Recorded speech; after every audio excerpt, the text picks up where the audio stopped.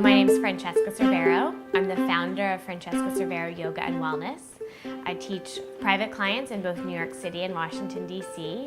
And I was inspired initially to start teaching yoga almost on accident because I was so young I hardly knew what I was doing.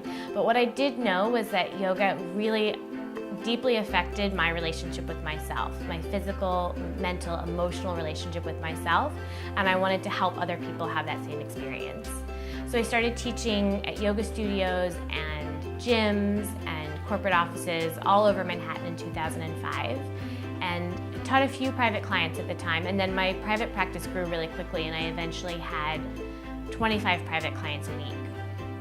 So then I was inspired to grow and expand my business to teach other teachers and to mentor other teachers in the art of working one-on-one with someone, because I saw that so many very skillful, very experienced teachers were struggling to find and to keep private clients. And I felt that they could easily be doing a better job and be having a better experience working one-on-one if someone just taught them the skills, the different skills that were needed to work one-on-one versus teaching group classes, which is what we're usually taught how to do in yoga teacher trainings. The most rewarding aspect of my business for sure is getting to see the change and evolution that happens with my private clients over time. You know, I had one client who came to me about 2 years ago when we started working together and said, you know, look, I don't want to do yoga because that seems weird, but I've heard good things about you and I really need to do something about my back. So like, how can you help me? Like, what can I do? So I said, okay, totally, no worries. We don't have to do yoga, you know, and I just put him on his back and I stretched his hamstrings and I did some work in form plank to strengthen his core. But over time, his practice really changed and developed, and he got stronger and he got more flexible and he got much more in touch with his body. So that now 2.5 years later, we're doing a full, well-rounded practice, full standing poses, full vinyasas. We're really working towards wheel.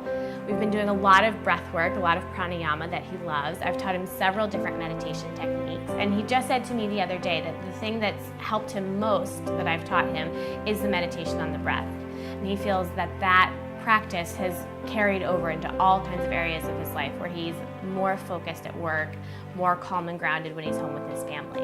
So I love to see that someone who doesn't know how they feel about yoga, doesn't think they really want to do it, evolve to having a really full, deep, meaningful practice. Being a yoga professional means being able to offer yourself fully in your teaching. So being organized and consistent in your schedule, being paid what you're worth, and having the time and resources to invest in your own continuing education.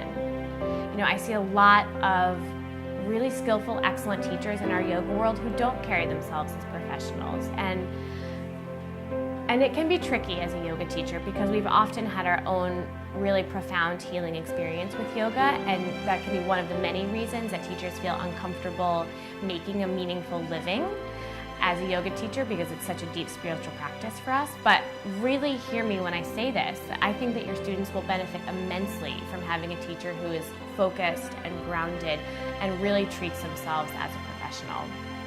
You know, I have a lot of clients who have incredibly high-powered, high-pressure jobs and really crazy lives.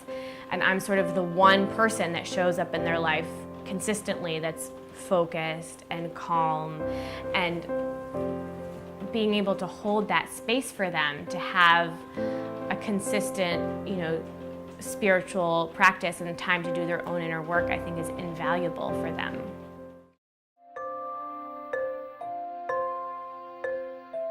I mean, being a yoga professional means being a consistent support system for your students so that they can be more focused and they can be more grounded, and then they'll have more to offer the world as well. You know, yoga can be so incredibly powerful and potent, and as teachers we have the opportunity to be real catalysts for meaningful global change. But we can't do that if we're depleted, if we're exhausted, if we're struggling financially. We have much less to offer. So the most important advice I think that I could offer yoga teachers and other yoga entrepreneurs is to invest in yourself and invest in your own continuing education and deepening your own practice with the real confidence and knowledge that yoga has the power to affect meaningful global